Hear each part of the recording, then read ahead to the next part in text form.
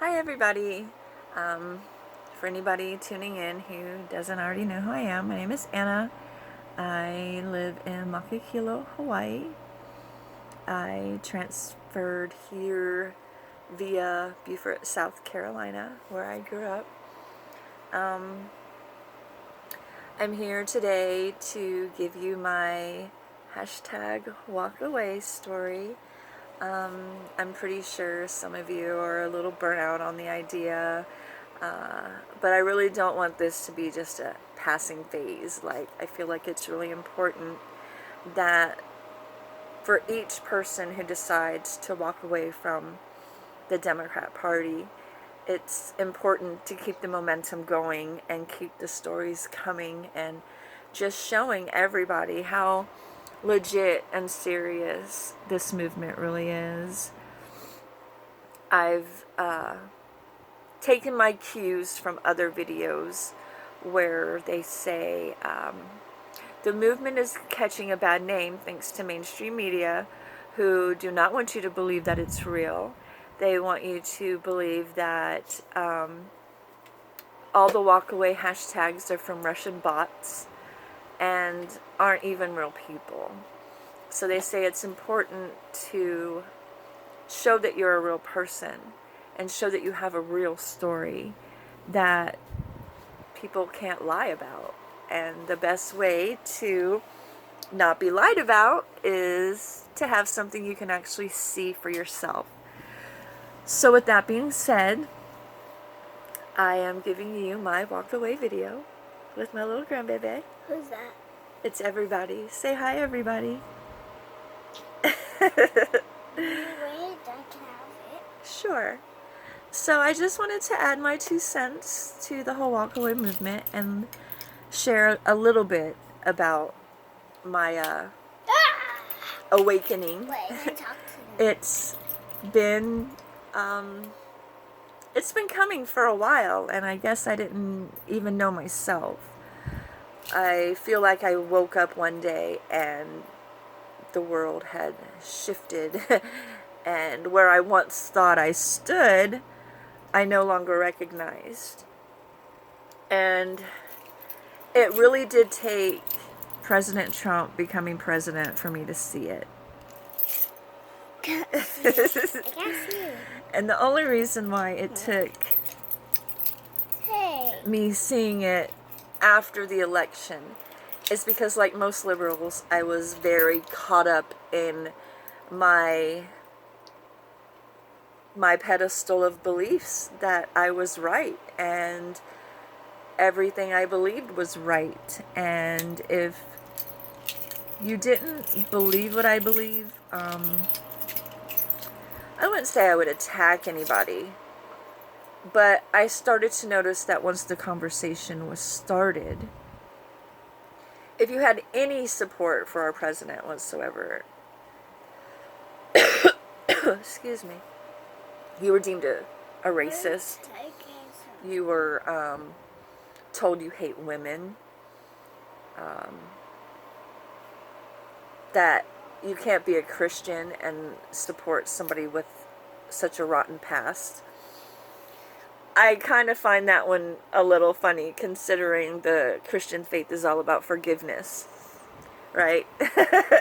So we can forgive everybody, just not President Trump. So I was a supporter of Trump becoming president before the idea was cool. I remember sitting in my living room back in 2013 discussing how cool, and that's probably a bad word, but I think we just really discussed that we needed a president who was about business and not politics.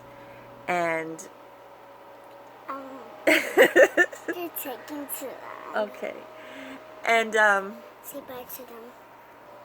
sorry for the change. I'm sure I just jumped because I had to pause for a minute.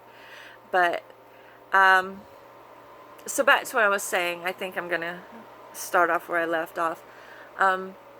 We were discussing Trump being president long before he even probably thought about putting his name in. And a lot of people, I talked to were like, oh, that would be such a great idea.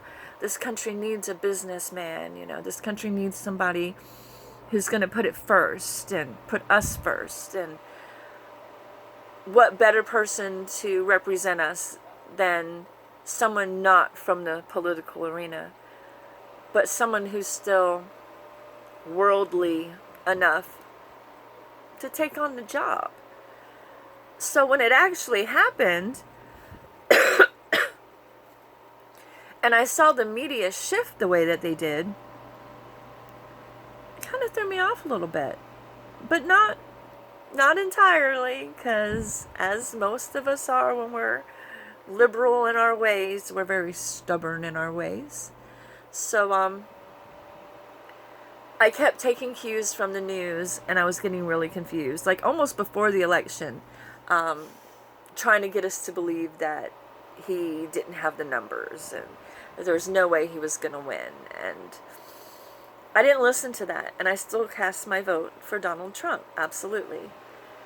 But it was after my vote and after he won the election that I really started to see what was happening. And I found that the beliefs that I have, I still have them. They're just a little bit more mature in the thought process before having a conclusion. I used to be very pro-choice. I consider myself still pro-choice, but in a different way. I am anti-abortion. Not for everybody in every situation, but I do agree when Clinton said abortion should be legal, safe, and rare. Okay, that I think is the most important word, rare. I absolutely believe that a doctor and his patient should have the choice in determining what is the best next move for a family who may have an emergency situation, a pregnancy, after being on every birth control known to man. Some people find that to be a miracle. Other people find it to be just a course of action over time that shows you don't want children. And if it doesn't work, you still have that choice with you and your doctor. What I don't believe is that we should have clinics on every corner and anybody at any time can just walk in and get one. So my belief has kind of changed there, but not enough that I would consider myself, I guess I consider myself pro-life, but I also believe that women have a choice not to get pregnant. So once I started having that conversation, and once we started having the gun control conversation, that's when I really started to wake up and understand what side everybody was really on. And it was like I woke up one day and I was no longer a moderate-leaning liberal. I was a moderate-leaning conservative. I'm for free speech. I'm for being able to protect myself. I believe in the Constitution.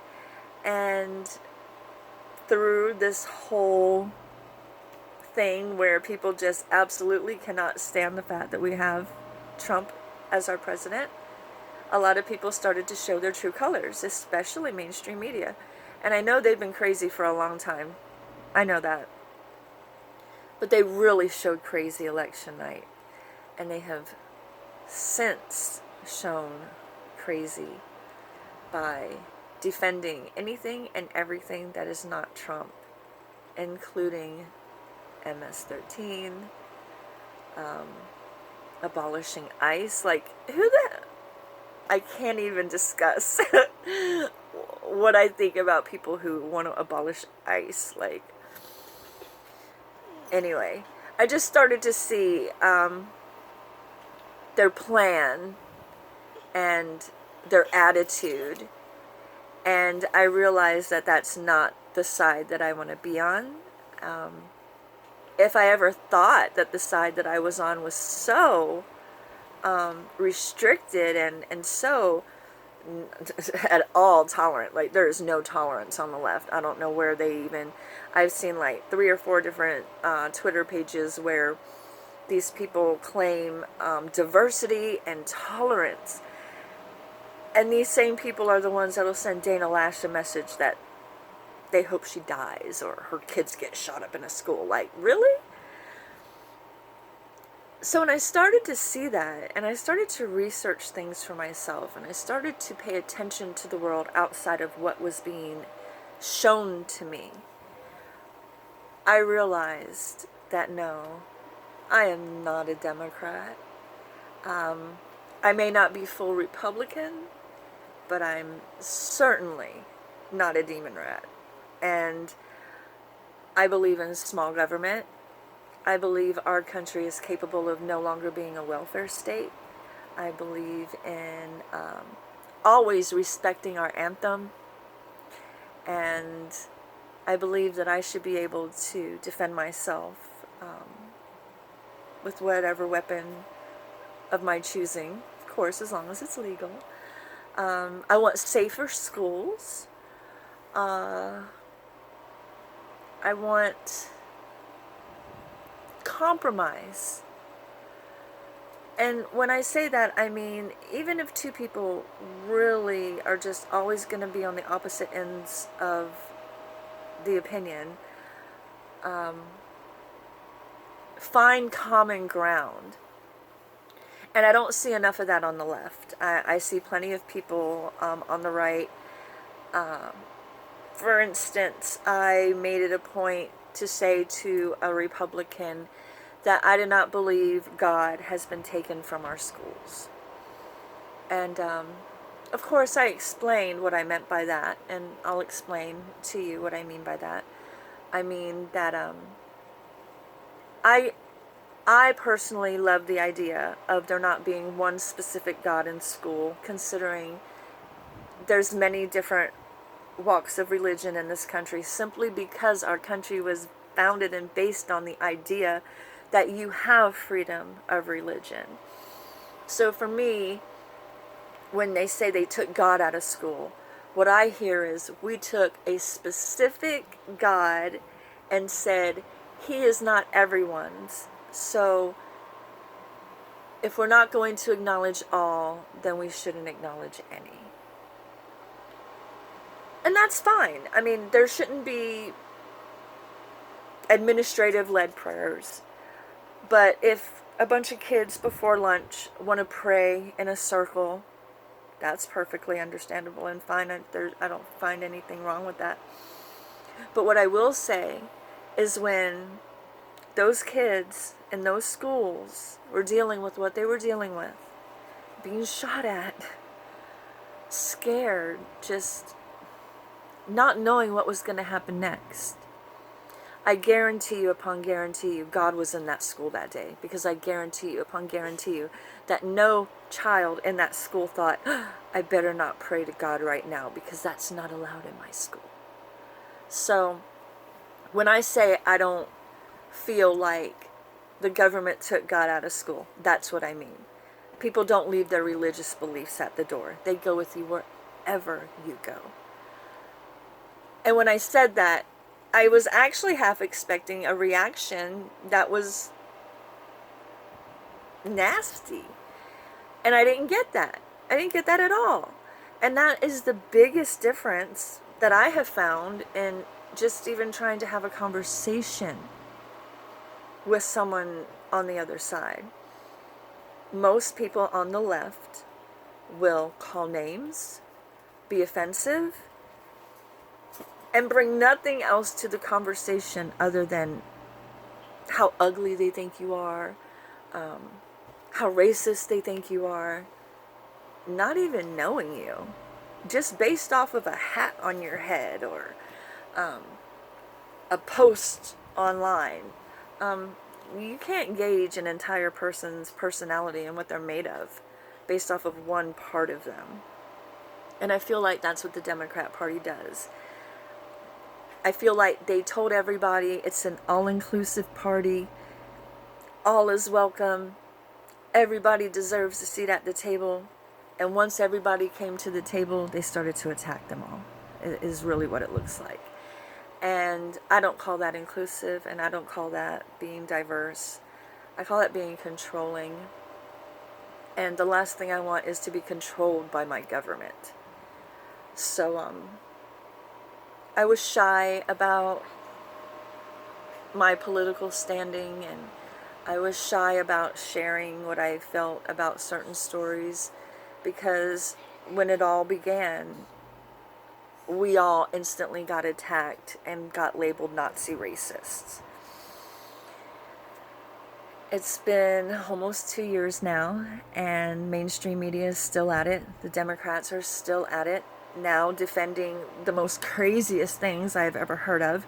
Now they want to be Democrat socialists. I'm sorry, I just can't get on board with that.